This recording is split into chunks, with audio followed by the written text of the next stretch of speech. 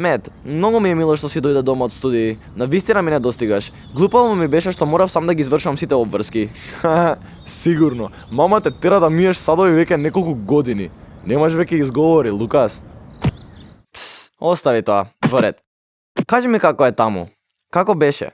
Дали имаш девојка или куп забави? Мора да е прекрасно да си има сета таа слобода. Да, училиштето досега беше прекрасно. Требаше да ја види журката што имавме за ноќта на вештирките во нашиот студентски дом. Но има повеќе од тоа да имаш девојка и да одиш на забави. Всушност има една што многу ми се допаѓа. Но не се брзаме и се запознаваме. Знаев, кажувај се од почеток. Се изморив постојано да слушам како дедо зборува за вестите. Само лабави. Како прво, решив оваа година да абстинирам. Апсти што? Да абстинирам.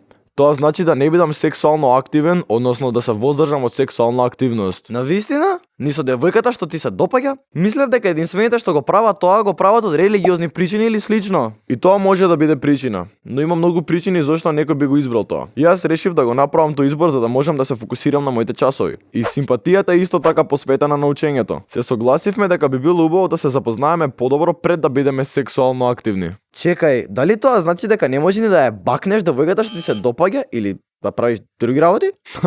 Па, во нашиот случај неколку пати сме се смували, понекогаш се гушкаме, ама толку. Во најголем дел одиме заедно на јадење или во кино. Исто така има многу за учење, така што сме доста зафатени. Сватив. Знаеш, ова ме потсети. Постарата сестра на Бен реши да абстинира.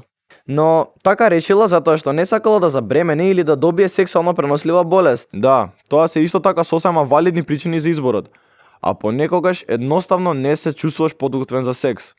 Човек може кога сака да го промени своето мислење. Па Мет ми даде некои добри теми за размислување. Сепак мора да признам, доста сум возбуден да имам секс.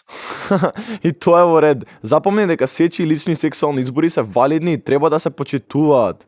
Аха, значи зборот абстинира може да се применува и на други несексуални работи, така? Се разбира. Во тој случај, те молам да абстинираш од јадење на месото од овие парчиња пица. Лукас, убаво е да си дома. Не знам како издржав сите овие месеци без твоите паметни коментари.